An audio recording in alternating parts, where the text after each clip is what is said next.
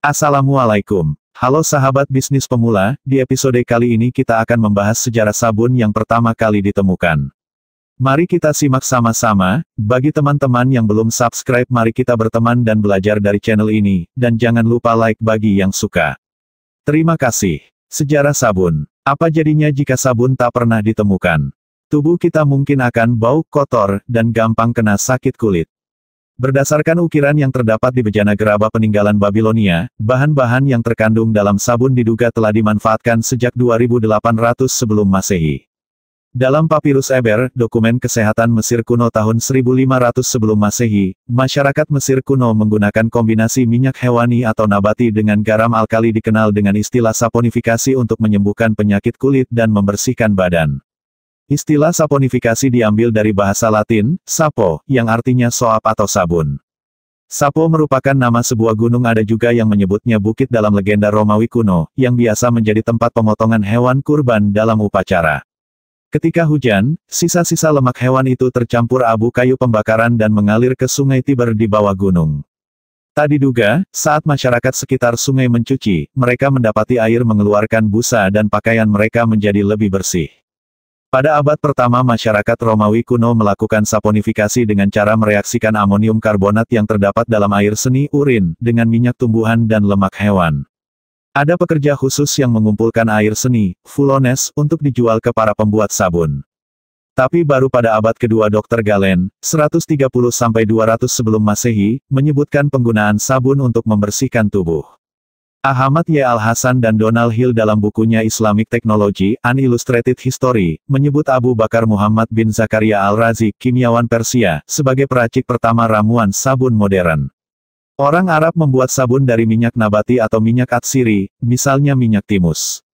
Sentra industri sabun berada di Kufah, Basrah, dan Nablus di Palestina. Sabunnya sudah berbentuk padat dan cair. Masyarakat di Eropa Utara, pada abad pertengahan, baru mengenal sabun cair tapi baunya kurang enak. Pada abad ke-13 jenis sabun keras mulai diekspor ke Eropa. Teknologi pembuatan sabun juga ditransfer ke Italia dan Prancis Selatan selama Renaissance. Di Inggris, seperti ditulis John A. Hun dalam A Short History Soap, dimuat di Pharmaceutical Journal, 1999, catatan Bristol Company of Soap Makers untuk tahun-tahun 1562 sampai tahun 1642 menunjukkan lebih dari 180 orang terlibat dalam bisnis sabun. Bisnis sabun mendapat tempat yang istimewa di Inggris.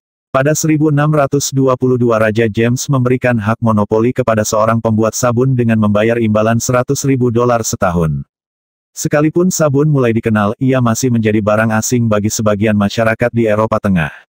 Menurut Alicia Alfres dalam bukunya The Ladies' Room Reader, The Ultimate Women's Trivia Book, di Jerman, Duchess of Juelich merasakan sensasi luar biasa ketika mendapat hadiah sekotak sabun dari sahabatnya pada 1549. Pada 1672, seorang Jerman bernama A. Leo harus menuliskan keterangan rinci cara penggunaannya ketika mengirimkan bingkisan hadiah berisi sabun kepada seorang putri Prusia, Lady von Sleinitz. Berbeda dengan Inggris, penguasa Perancis Raja Louis ke-14 justru bersikap keras kepada pembuat sabun. Sang raja pernah menghukum mati dengan pisau guillotine terhadap 3 orang pembuat sabun karena membuat kulit sang raja iritasi.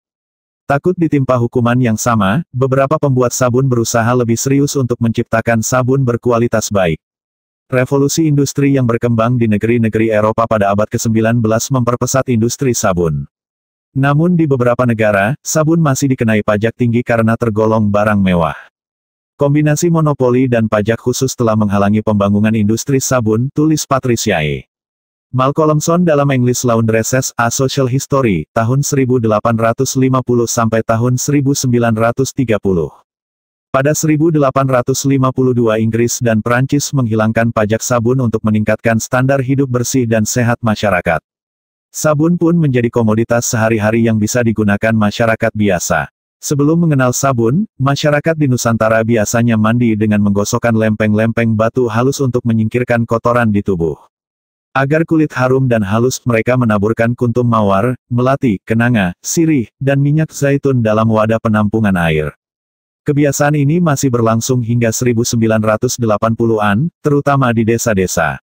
Bahkan saat ini, sekalipun menggunakan sabun ada yang merasa belum bersih tanpa menggosokkan batu ketika mandi.